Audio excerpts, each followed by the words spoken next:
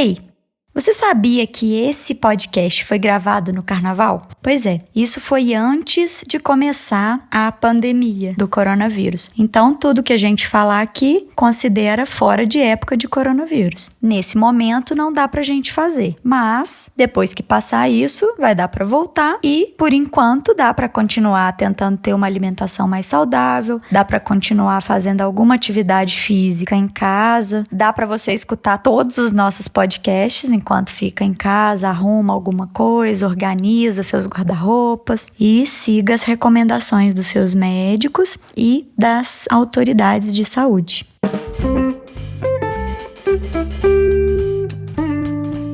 E está entrando no ar mais um episódio do Pode Ser Saudável, o seu podcast da Iniciativa Saudável. Aqui você encontra informações sobre tudo o que engloba o estilo de vida saudável. No programa de hoje temos aqui Raquel Cardoso. Ela que é nutricionista esportiva e amiga de infância da doutora Fernanda Castro. Seja muito bem-vinda! Não adianta malhar muito e comer tudo errado. Será que a gente tá comendo errado? E novamente, de novo, a minha musa da podosfera, idealizadora da Iniciativa Saudável e endocrinologista, doutora Fernanda Castro. Seja muito bem-vinda! E para nutrição ser esportiva, primeiro você tem que fazer exercício. Eu já tô fazendo exercício, a gente vai trocar uma ideia com a nutricionista esportiva para ver se a minha alimentação tá lá, aquelas coisas. Eu sou o Felipe do Carmo, aumente o som porque tem muito conteúdo novo chegando para te mostrar que você pode ser saudável.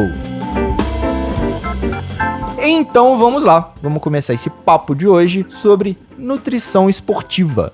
Quais as diferenças entre a nutrição esportiva, dúvidas que os ouvintes corriqueiramente têm, curiosidades que nem eu mesmo sabia e já fiquei sabendo agora aqui nesse papo em off. Primeira perguntinha, Raquel. Qual a diferença entre nutrição e nutrição esportiva? Porque a Fernanda sempre indica para o paciente procurar uma nutricionista, né? Ser encaminhado a nutricionista para melhorar hábitos alimentares. Mas qual a diferença de uma nutricionista e de uma nutricionista esportiva? A nutricionista esportiva, geralmente, ela tem uma especialização em nutrição esportiva, né? A nutrição, ela é indicada para todas as pessoas, né? Ela melhora a qualidade de vida, esse processo de saúde. A nutrição esportiva, ela trabalha com duas linhas principais, né? Uma que atende o atleta e outra que atende os esportistas, Sim. né? O atleta é aquele que tem competição, que tem modalidades específicas. Então, ela trabalha na questão de proporcionar melhores desempenhos em competições, modifica a composição corporal do atleta, aumenta a massa muscular, diminui gordura corporal.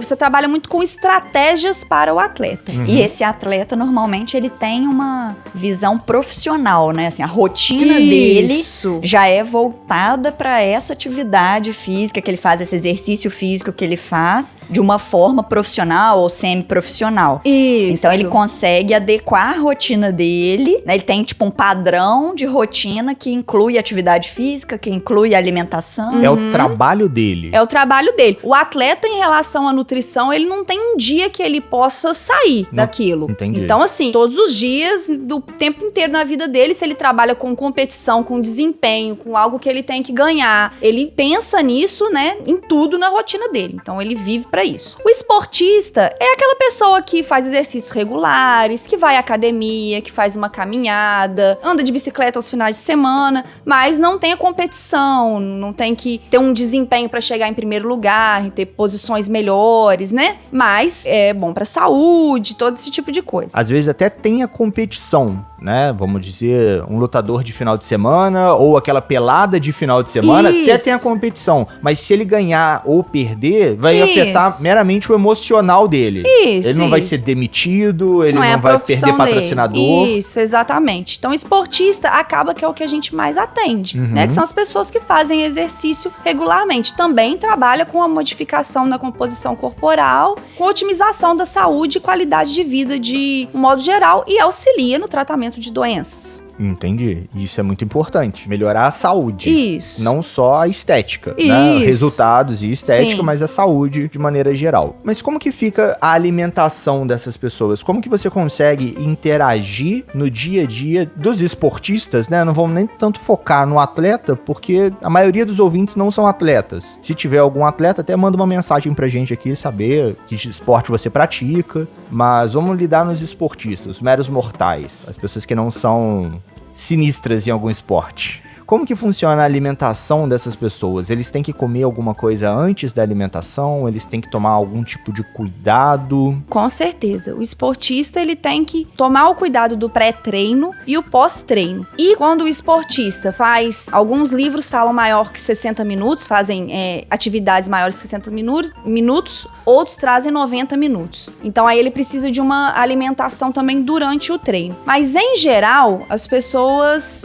a gente foca mais no pré-treino e no pós-treino, né? O pré-treino, ele é feito de 40 a 60 minutos antes do treino e é muito importante a ingestão de carboidrato nesse pré-treino, que é o que vai te dar energia para ser consumida durante o treino. Carboidrato de baixo a moderado índice glicêmico, tá? E proteína também é importante, aqui a gente fala mais ou menos de 6 a 12 gramas de proteína por pessoa e pobre em gordura. Então, meu café com leite que eu ia tomando pra academia tá valendo, né? Eu acho que tá valendo. Eu Um acho que tá copo super... de leite, tipo, pra mim é bom, pra você não. Então isso depende de cada pessoa. Isso. A nutrição ela é muito individualizada. Então vamos supor, o copo de café com leite às vezes é bom pra você. Teria que ser 2 copos de café com leite. Às vezes você pode acrescentar o seu café com leite, algumas colheres de leite em pó. Mas tudo isso a gente tem que lembrar que tem que ser individualizado e calculado pelo seu nutricionista, né? Por exemplo, a recomendação que a gente tem é de 0,5 a 1 grama de carboidrato por quilograma de peso para o paciente no pré-treino. Então, alguns exemplos aqui. Crepioca, fruta com leite em pó mais aveia, pão com recheio proteico, às vezes o suco de fruta, aquela panqueca de aveia, ovo e banana, a famosa batata doce com frango, iogurte desnatado, salada de fruta mais leite em pó, aquele bolo de copo de micro-ondas que é feito com farinha de coco, ovo, banana e canela. Só que é individualizado. Algumas pessoas passam mal com algum tipo de alimento, mesmo sendo de 40 a 60 minutos antes do treino, elas têm uma digestão mais lenta, às vezes tem problema com refluxo. Então, isso é individualizado. O nutricionista, ele vai calcular a quantidade que você deve consumir no pré-treino e adequar com o alimento que você pode consumir, que seja de fácil consumo para você, quanto que não vai te fazer passar mal na hora do treino. Voltamos aí pro autoconhecimento, né? A pessoa tem que conhecer o seu próprio organismo para conseguir ajudar a nutricionista a bolar um plano legal, né? Sim, lembrando que a nutrição não é uma ciência exata. Então, às vezes, o nutricionista ele vai te passar um primeiro plano alimentar, por isso que é importante você voltar nele mais vezes, e aquele plano, às vezes, não vai estar adequado à sua rotina, não vai estar adequado às suas questões individuais, às suas particularidades, e aí ele vai mudar de acordo com aquilo que você precisa.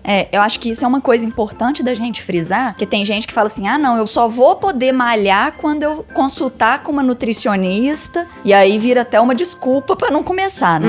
Mas não, a pessoa pode começar a malhar, né, se alimentando um pouquinho antes, um pouquinho depois, e a partir do momento que ela estiver conseguindo fazer uma atividade física regular, 3, 4, 5 vezes por semana, aí sim, ela realmente precisa se programar pra poder ter uma orientação especializada e tal. Porque se ela for na academia, ou for dançar, for fazer uma caminhada 2, 3 vezes por semana, não vai fazer tanta falta assim, né? Ela ter uma quantidade calculada de alimento, porque aquele exercício ainda não tá fazendo tanta diferença na vida dela, né? Pra questão diferença nutricional, diferença nutricional, né? Assim, de faltar proteína ou de faltar carboidrato, né? Então a pessoa também precisa ter uma frequência pra conseguir necessitar de uma suplementação alimentar, mesmo através de alimento mesmo. E você tem que ver o seguinte, qual é a sua necessidade ou qual é a sua intenção? É hipertrofia? É ganho de peso? É perda de peso? Porque tudo isso vai fazer diferença no cardápio, entendeu? Então, para perda de peso, o seu pós-treino vai ser diferente. Por exemplo,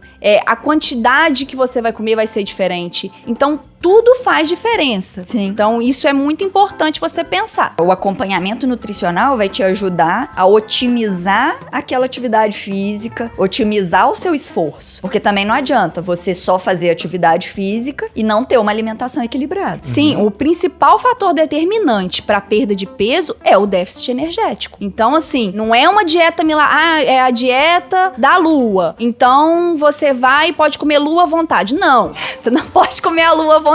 Só o sonho, né? Ih. O sonho a gente pode. Não pode também. Então, o déficit energético é o principal fator determinante para perda de peso. Então, qual é a sua necessidade? Qual é a sua intenção? Isso tem que ser levado em consideração. Só um parênteses aqui, até pra gente esclarecer pro ouvinte que tá pegando aqui o primeiro episódio. Perda de peso é diferente de perda de gordura. Sim! Porque você pode perder músculo. Ah, beleza, emagreci 25 quilos. Olha só, doutora, como é que eu tô bem? Mas perdeu basicamente músculo. Isso é uma coisa muito interessante na nutrição esportiva também. A gente escolhe o primeiro elemento que a gente prioriza a primeira coisa que a gente vai fazer. Então, vamos supor, o paciente é obeso. Então, primeiro você perde peso. É muito natural, dentro da perda de peso, você perder massa muscular também. Sim. Então, você prioriza a perda de peso e depois você bola uma outra estratégia para que essa pessoa ganhe massa muscular e não ganhe na porcentagem de gordura corporal. Então, você não consegue, é muito raro você conseguir fazer as duas coisas ao mesmo tempo. Então, na nutrição esportiva, você prioriza uma das estratégias e depois você trabalha. Ou às vezes aquela pessoa que não tá precisando perder tanto peso, né? Mas precisa perder percentual de gordura. Sim. Aí você vai focar Sim. em perda de gordura. Exatamente. Né? Ou ganho de massa muscular. Sabendo que às vezes ela vai perder gordura, mas não vai perder tanto peso porque ela vai estar ganhando massa muscular. Então ela vai estar trocando. Então, na nutrição esportiva tem muito essa questão de priorizar a sua estratégia. E às vezes a pessoa perde medidas, né? A roupa fica mais Isso. larga e tal. Aí chega lá pra pesar. Ah, não, vou largar isso porque o peso não mudou nada. Não, Isso. não larga, né? Isso. Se você tá percebendo que tá dando certo, que tá perdendo medida, que tá perdendo gordura, que tá se sentindo melhor, né? Mais disposto, já tá dando resultado, já tá Exatamente. compensando. Exatamente. Então, senhores ouvintes, peso é diferente de gordura. Aquela ideia de, doutor, eu preciso engordar porque eu tô muito magra. Não, você precisa ganhar peso. Engordar vem de ganhar gordura. E ganhar gordura a gente já sabe que não é saudável, que não é legal. Ela fica naqueles lugares que esteticamente você não vai querer que esteja, aquele pneuzinho, aquela celulite, aquele tchauzinho do braço que não vai embora. E o lugar pior, que é a barriga, né? Ainda vai inflamar o corpo e te gerar problemas a médio e longo prazo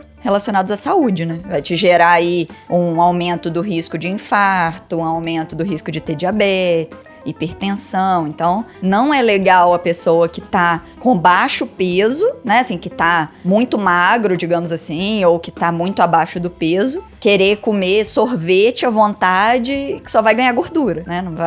Não vai ser de uma forma saudável. Isso. E por falar em alimentos, existem alimentos que devem ser evitados? Os industrializados, com certeza, né? Você tem que priorizar os alimentos in natura. Os alimentos de verdade, né? Assim, Isso. naturais mesmo. Menos processados. A gente sabe que a gente tem uma rotina de vida que às vezes dificulta muito a gente descascar os alimentos, fazer em casa, mas o máximo que você puder adequar a sua vida para isso, mesmo que gaste um tempinho a mais, mesmo que seja às vezes no final de semana, você prepara durante a semana, congela, você tem que tentar priorizar isso. A gente até falou isso num podcast que chama Planejamento Saudável, que a gente bateu um papo com a Cris Fit, né? Que ela passou por isso antes de começar a empresa dela mesma, né? Então ela se programava, preparava os alimentos pra semana toda e tal, porque ela sabia que a semana ia ser corrida. E depois ela começou a mexer com isso profissionalmente e ajudar as pessoas, né? Que às vezes querem comer uma comida fresca, uma comida de verdade, que tá pensando em ter menos processados, em ter menos agrotóxico também, né? Então, assim, pensando em tudo isso, ela oferece uma alimentação natural, só que rápida ali, né?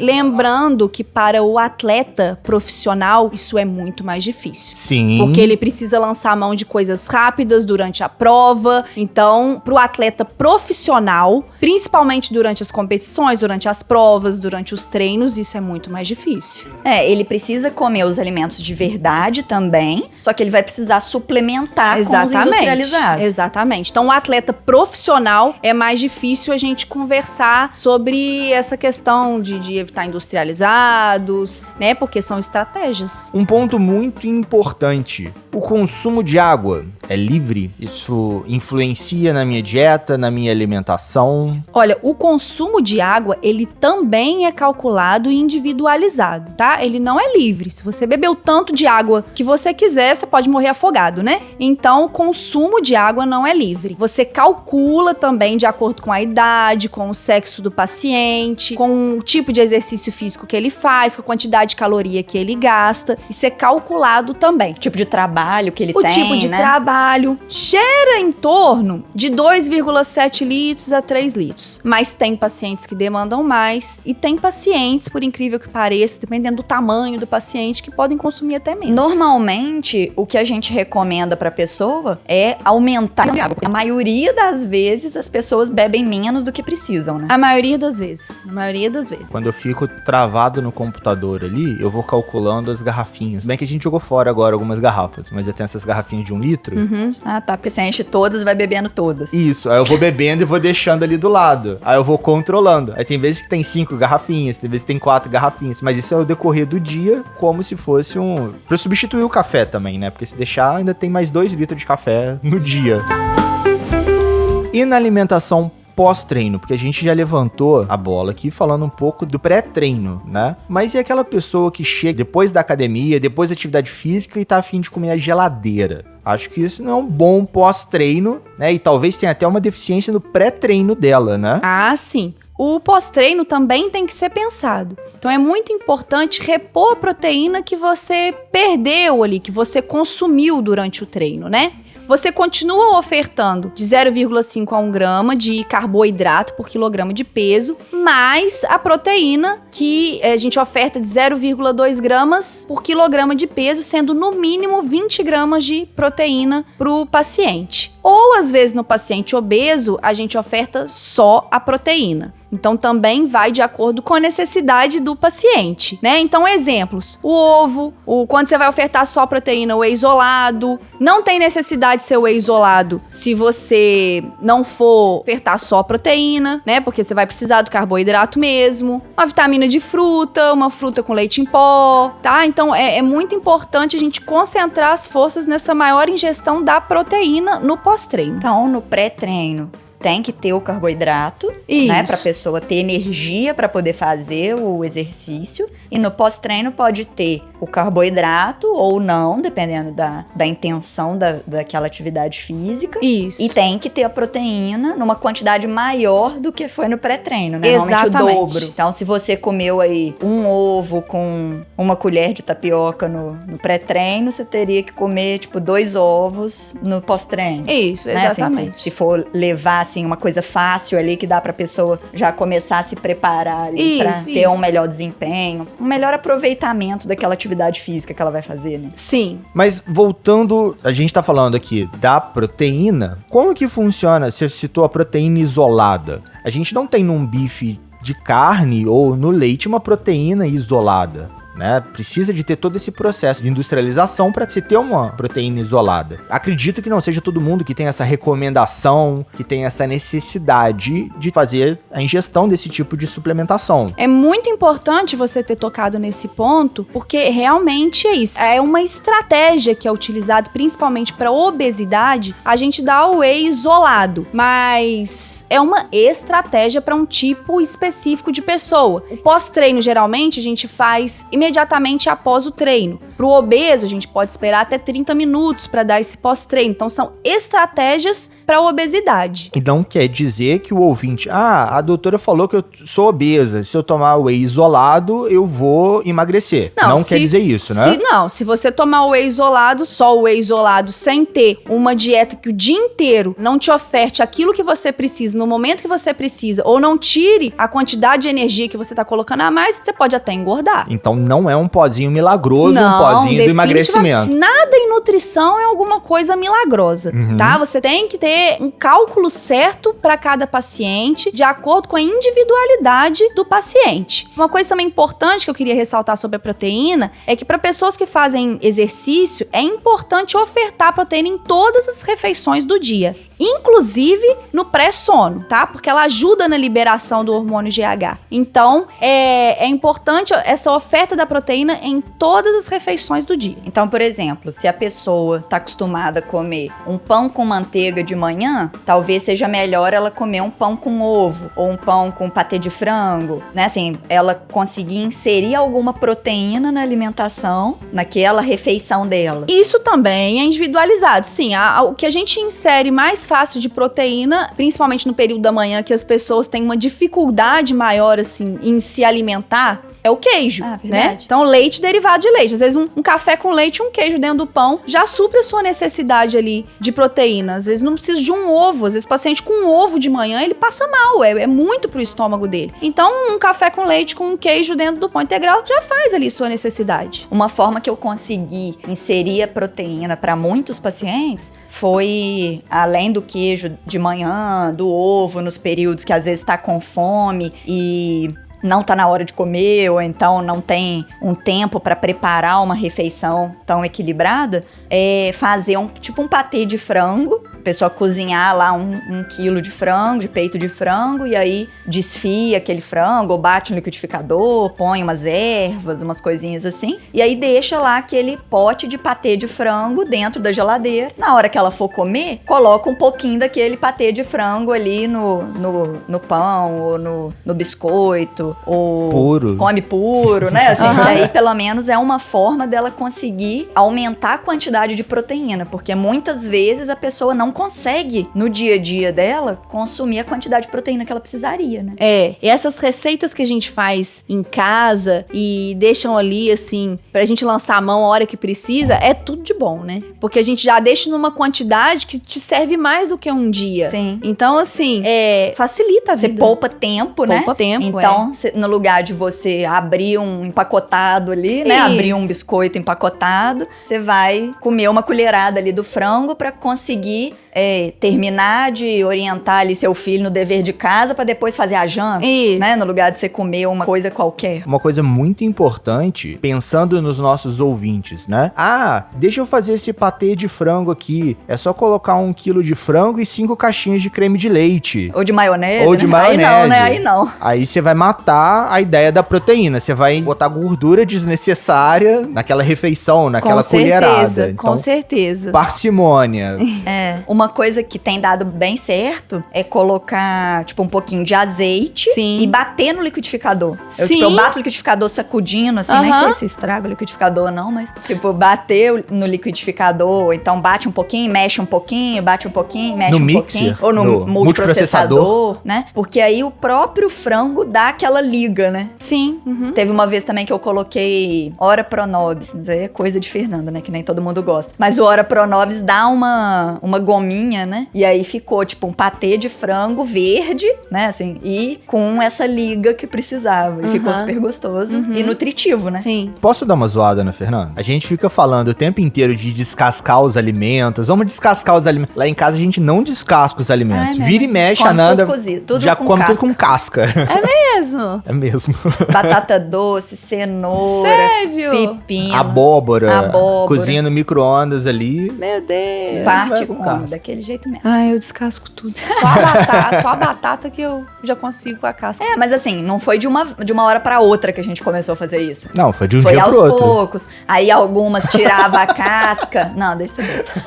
Aí algumas vezes tirava a casca, né? E deixava no cantinho do prato, mas deixava pra tirar ali na hora de comer. Então, assim, dá menos trabalho na hora de fazer, porque você não precisa ficar descascando. Você vai ter ali, você lavando bem, né? Você não vai ter uma contaminação, vai ter um nutriente a mais, vai ter mais fibra. Isso é importante, lavar bem, tá? Não, e é sério, porque a gente lava bem. E às vezes tem ali um pedacinho na casca, como elas são enrugadas. Isso daqui não tá legal.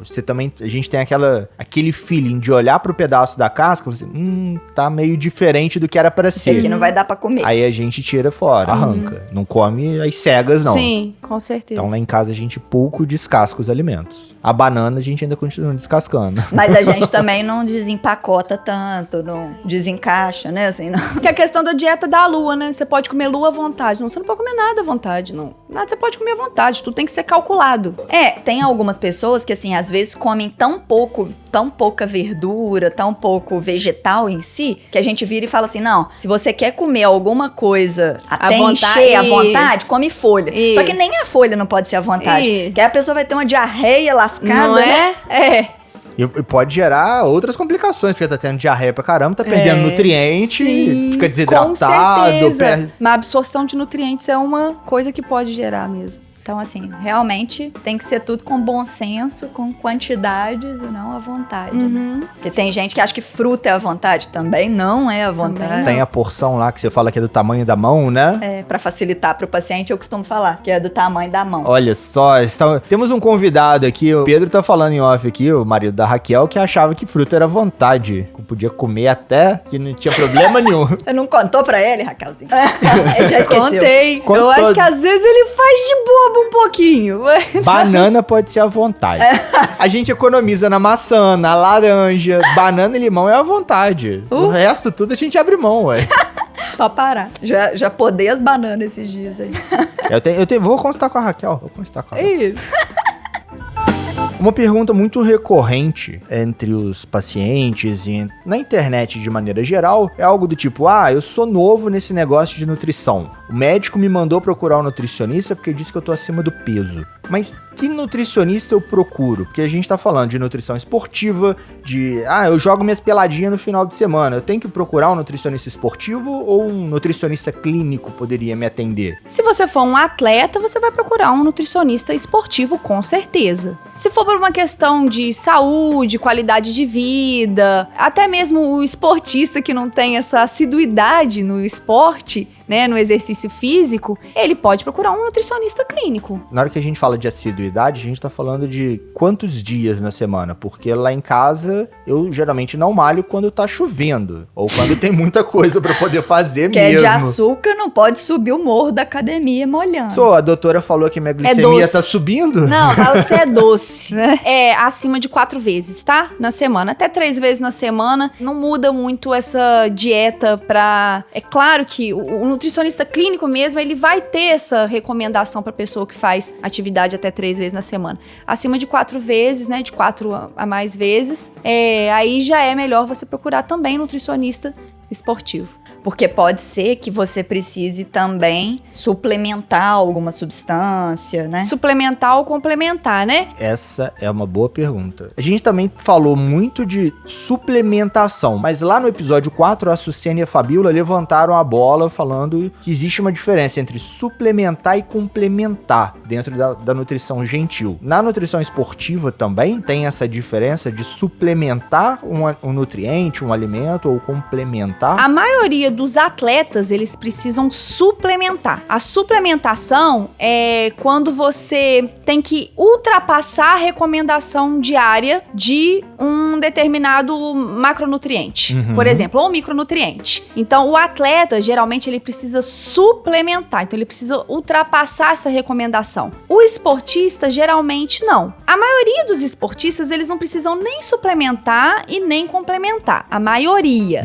A gente consegue inserir isso na alimentação, porque não é um valor energético tão alto que a gente passa para o paciente durante o dia. Então, você consegue ofertar isso na alimentação. Algumas pessoas, por particularidades, às vezes, de trabalho, de rotina, de estilo de vida, elas vão precisar dessa complementação, porque elas não conseguem fazer, às vezes não tem tempo para fazer uma alimentação completa, parar e sentar num lugar. Então, às vezes, ela precisa dessa complementação. Mas, nas pessoas que não são atletas ou não fazem tanta atividade física, isso geralmente não é necessário. Entendi. Essa suplementação com os pozinhos, né? Com Isso, whey, igual, com por exemplo, eu falei do whey no hipercalórico. pós-treino pra pessoa obesa, né? Ela é uma estratégia. Então, ela é uma estratégia que a gente usa. Não é obrigatório uma suplementação pós-exercício. Talvez até a pessoa conseguir se planejar, se adaptar a uma alimentação mais saudável, né? Conseguir ir aos poucos mesmo, né? Passando para os alimentos de verdade. Eu tenho paciente que fala assim, eu tive um paciente recente que falou assim, olha, eu vou direto do treino, eu vou pro meu trabalho, eu não tenho como parar em algum lugar e comer, eu preciso no caminho comer isso. Então, a gente usa dessas estratégias. É o ideal, é o melhor,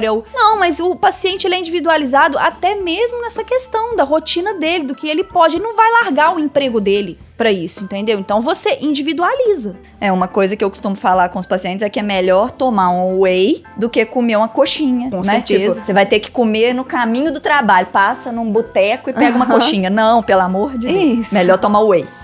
A nutrição do atleta, às vezes ela é tão bizarra que, vamos supor, o Michael Phelps, ele faz um consumo, um valor energético acho que de 12.500 calorias. Ele come pizzas durante o dia, hambúrguer e treina pra caramba. E você vê que às vezes não é a mais saudável. Você não pensa no saudável. O atleta... Você pensa no resultado. Tem muitos atletas desempenho. que quando deixam de ser atletas... engordam muito. Muito. Eu vi um vídeo do Michael Jordan recentemente aí. Pô, o cara tava... A galera já é alta do basquete, né? O cara tava do tamanho do Shaquille O'Neal. O Shaquille O'Neal sempre foi gordo. Sempre teve o cara no armário. O Jordan, que sempre foi magrinho... O cara tá gigante. E junto com isso aparecem vários problemas de saúde. Não, né? sobrecarrega Certamente. muito o corpo. O atleta, ele tem uma vida que não, assim... Vai durar pouco, né? Saudável vai durar pouco. Porque ele exagera na alimentação, exagera na atividade física. Ele se compromete todo. O cara...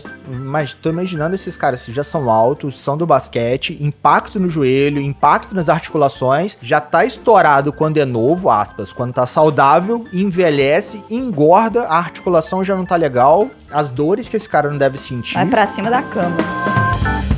E estamos chegando ao final de mais um episódio do Pode Ser Saudável. No programa de hoje tivemos esse papo super saudável com a Raquelzinha, a nutricionista Raquel Cardoso. Qual seria a sua mensagem final para os nossos ouvintes? Que procure uma orientação profissional para aquilo que você quer, se você vai praticar algum esporte, algum exercício, para adequar melhor o seu consumo de energia, de macro e micronutrientes, tendo em vista que a nutrição adequada, principalmente para o esportista, né, ou pro atleta também, ela vai melhorar o seu desempenho físico, a sua qualidade de vida, a sua questão de saúde, vai otimizar os programas de condicionamento físico, vai melhorar a recuperação da fadiga e evitar lesões. E assim, lembrar também que a prática da atividade física ou o ato de buscar o nutricionista não é para ajudar o Felipe, não é para ajudar a Fernanda, não é para ajudar a Raquel. É para ajudar o próprio ouvinte, né? Para ele se ajudar, né? A ter uma vida mais saudável. Sim. E você, minha musa da podosfera, qual seria a sua mensagem final para os nossos ouvintes, os nossos amigos diabéticos?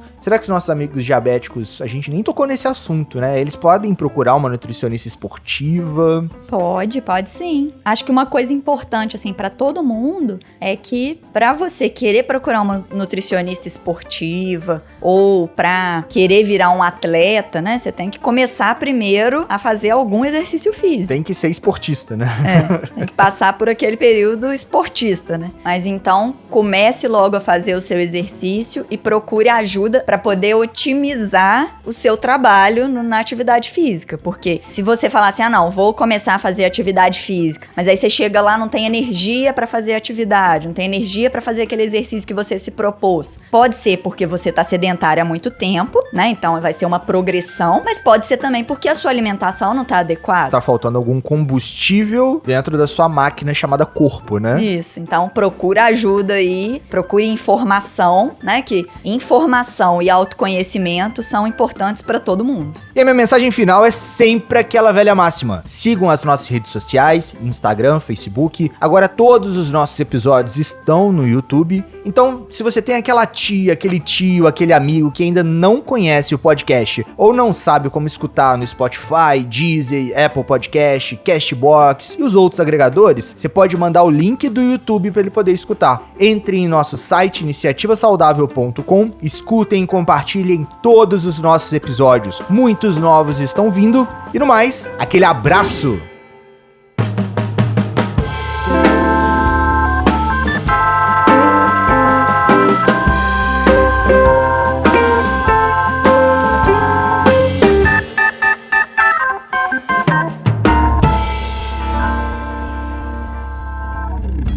Esse episódio foi editado por Estúdio Casa, o lar do seu podcast.